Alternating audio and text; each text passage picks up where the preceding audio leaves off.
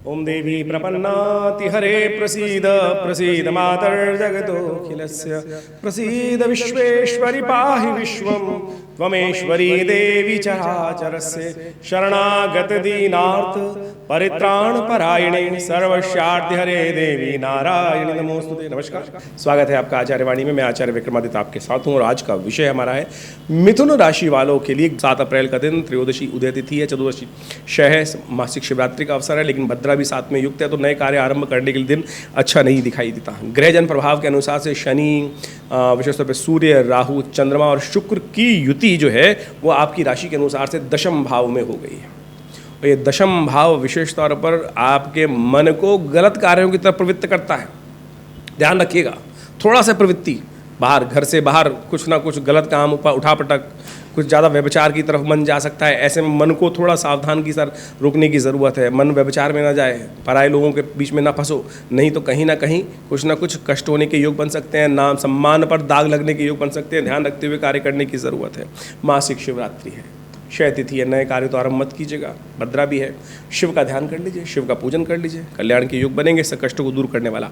8 अप्रैल का दिवस विशेष तौर पर समझ लीजिए, सोमवार का अवसर, सोमवती अमावस्या, वर्ष का अंतिम दिवस, यानी भारतीय संस्कृति के अनुसार से विक्रमादित्य संवत 2080 का अंतिम दिवस है। और ये संवत विशेष तौर पर संवत जो है, अवध दिवस जो है 2080 का, बताता है कि पुण्य कर लो। कहा जाता है कि कई बार हमारे जीवन में, समझिए एक उदाहरण उपस्थित करते हैं आपके समक्ष, कि कई बार सामने वाले वक्त सबका खराब चल रहा हो, लेकिन कुछ लोग ऐसे तब भी तरक्की कर रहे होते हैं। हमको लगता है कि हमने सब कुछ अच्छा किया, लेकिन सामने वाले का हमारे पुण्यों के अकाउंट में दिक्कत है, हमारे पुण्यों के अकाउंट में कहीं कमज़ोर है, सामने वाले के पुण्य पुराने हैं, पूर्व जन्म के हैं, वो उसका खा रहा है। तो समझ लीजिए पुण्यों को बढ़ने का अवसर। पुण्य कैसे बढ़ते हैं? देखिए, पुण्य बढ़ते हैं तप से, पुण्य बढ़ते हैं धर्म का पालन करने से, सत्य का पालन करने से, साधना करने से, तप करने से, और साथ साथ वन में जाकर एकाकी भाव से साधना करने से। कहा जाता है सतयुग के अंदर लोग सत्य का आचरण करते थे, उससे पुण्य बढ़ते थे। द्वापर त्रेता में साधना करते थे, तप करते थे, यज्ञ करते थे, उससे पुण्य बढ़ते थे। लेकिन कलयुग में ये सब तो कार्य कर नहीं पाते लोग, यज्ञ होते ही नहीं है आज की तारीख में, यज्ञ में लोग जाना नहीं चाहते, कथाओं में जाके सो जाते हैं, इसी में बैठकर ऊँघते हैं कई बार ग्रह, और फिर कहते हैं हमने पुण्य किया। लेकिन धर्म के अनुसार कलयुग के अंदर से दान और स्नान और यज्ञ, ये पुण्य बढ़ाने वाले हैं। तो ये सोमवती अमावस्या का दिवस है, कोशिश करें पुण्य को बढ़ाएं, भगवान का सानिध्य प्राप्त करें, तीर्थ में जाके स्नान करें, दान करें, पुण्य करें, इससे पुण्य बढ़ेंगे। ये दिन अवश्य आखिरी की आवश्यकता पड़ेगी अगले पूरे वर्ष में।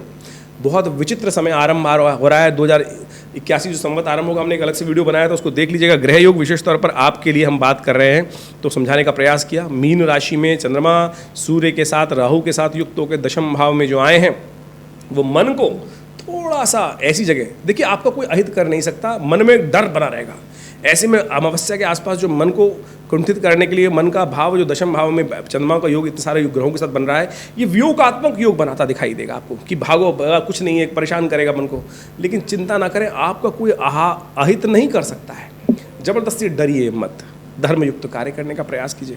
हो सके तो सबसे श्रेष्ठ है दान करिए, पुण्य कीजिए, यज्ञ कीजिए, सोमवती अमावस्या ब्राह्मणों को भोजन कराएं, गरीबों को भोजन कराएं, अपने पितरों के निमित्त तर्पण करें, ये सब उपाय करने का प्रयास कीजिए। और हाँ, इस बात पे एक और ध्यान कर लें, बहुत सारे लोग पितरों को तर्पण कराने के लिए विधि नहीं जानते हैं, तर्पण नहीं करा पाते, तो हमने व्यवस्था करी है विवेकानंद आश्रम में अपने पितरों के निमित्त तर्पण इत्यादि करने के लिए। सुंदर आश्रम में व्यवस्था रहती है यज्ञ के लिए, ब्राह्मण भोजन के लिए, उसके लिए आप सानिध्य आश्रम का प्राप्त कर सकते हैं। और एक बात और ध्यान रखिएगा, 8 और 9 तारीख को रेवती और अश्विनी नक्षत्र हैं। जिन बच्चों का, जातकों का जन्म होगा, उनकी माता पिता को ध्यान रखना चाहिए कि मूल शांति अवश्य करानी चाहिए।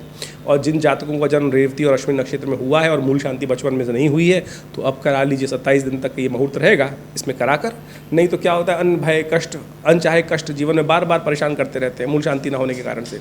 छोटा सिद्धांत करा के ध्यान कर लीजिए। 9 अप्रैल की दिन बात करें तो बड़ा अद्भुत दिवस है।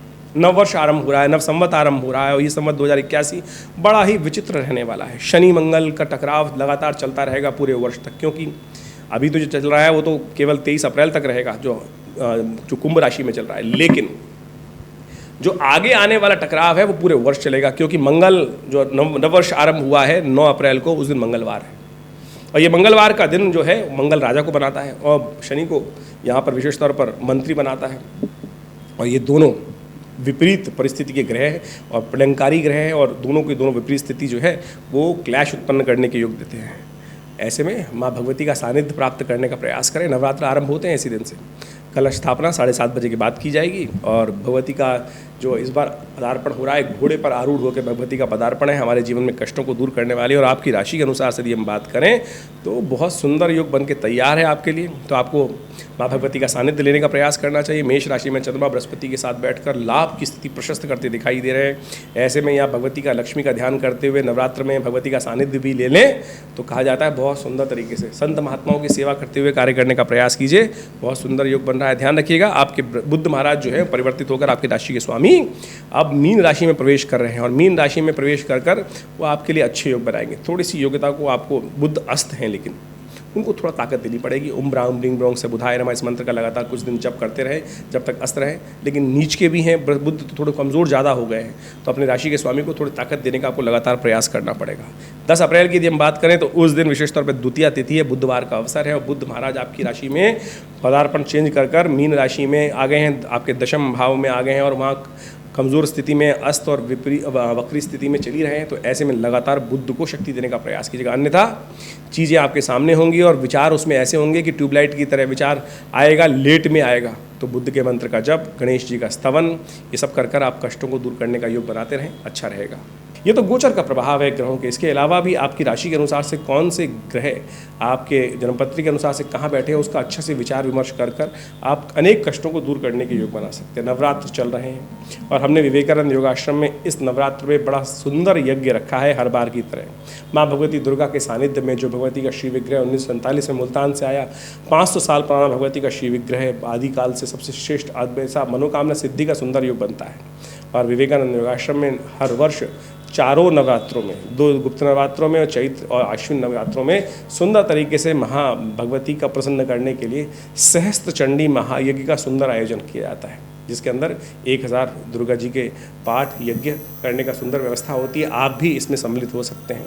माँ भगवती का श्री विग्रह जिनका आप दर्शन कर रहे हैं, ये साक्षात चमत्कारी है। सोचें, कहाँ मुल्तान में भगवती का श्री विग्रह करीब 500 साल से विराजमान था और 1947 में ये श्री विग्रह हमारे आश्रम विवेकानंद योगाश्रम में पधारा और तब से यहाँ पर माँ भगवती की नित्य प्रति नित्य आराधना यज्ञ सब होता है। आप भी इस यज्ञ में सम्मिलित होने के लिए अपना नाम आरक्षित कर सकते हैं और माँ भगवती के सानिध्य में बैठकर देखिएगा, जीवन में कष्ट पता नहीं कब कहाँ से आ जाएं।